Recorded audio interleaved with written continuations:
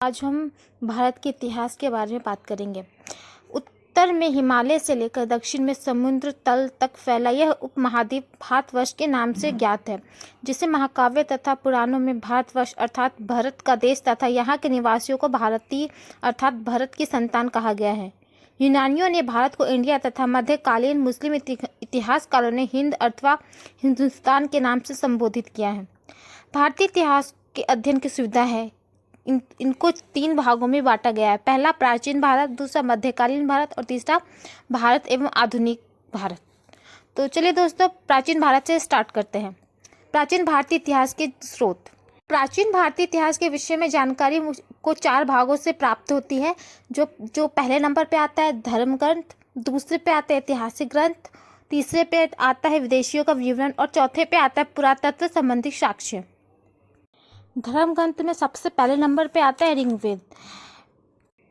ऋचाओं के क्रमबद्ध ज्ञान के संग्रह को ऋग्वेद कहा जाता है। इसमें 10 मंडल, 1028 सूक्त एवं 10,462 ऋचाएँ हैं। इस वेद के ऋचाओं के पढ़ने वाले ऋषि को होत कहते हैं। इस वेद से आर्य के राजनीतिक प्रणाली एवं इतिहास के बारे में जानकारी मिलती है। विश्वामित्र द्वारा रचित ऋग्वेद के तीसरे मंडल में सूर्य देवता सावित्री को समर्पित प्रसिद्ध गायत्री मंत्र है। इसके 9वें मंडल में देवता सोम का भी उल्लेख है। इसके 8वें मंडल के हस्तलिखित रचनाओं को खील कहा जाता है। फिर आता है यजुर्वेद। इसमें ससर पाठ के लिए मंत्रों तथा बलि के समय अनुपालन के लिए नियमों का संकलन यजुर्वेद कहलाता है। इसके पाठकर्ता को अर्धवेयु कहते हैं।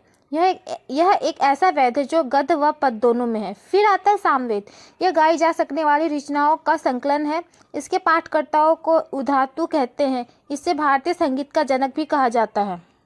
फिर आता है अर्थवेद। अर्थवा ऋषि द्वारा रचित इस वेद में रोग निवारण, तंत्र मंत्र, जादू टोना, शाप, वंशीकरण, आशीर्वाद, स्तुति, प्रायश्चित, औषधि, अनुसंधान, विवाह, प्रेम, राजक्रम, मातृभूमि, महात्म्य आदि विविध विषयों से समृद्ध मंत्र तथा सामान्य मनुष्य के विचारों, विश्वासों, अंधविश्वासों इत्यादि का वर्णन है। अर्थवेद कन्याओं के जन्म की निंदा करता है। इसमें सभा एवं समति को प्रजापति के 2 पुत्रियों को कहा गया है। सबसे प्राचीन वेद ऋग्वेद और सबसे बाद का वेद अर्थवेद है।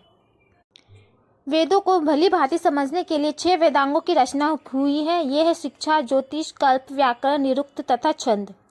भारतीय ऐतिहासिक कथाओं का सबसे अच्छा क्रमबद्ध विवरण पुराणों में मिलता है। इसके रचयिता लोमवर्ष अथवा इनके पुत्र उग्रश्रवा माने जाते हैं। इनकी संख्या 18 है, जिनमें से केवल 5 मत्स्य, वायु, विष्णु, ब्राह्मण एवं भागवत में ही राजाओं की वंशावली पाई जाती है। फिर आते हैं इसके दूसरे नंबर पे विदेशी यात्रियों से मिलने वाली प्रमुख जानकारी। तो इसके बारे में हम अगले वाले वीडियो में बातें करेंगे।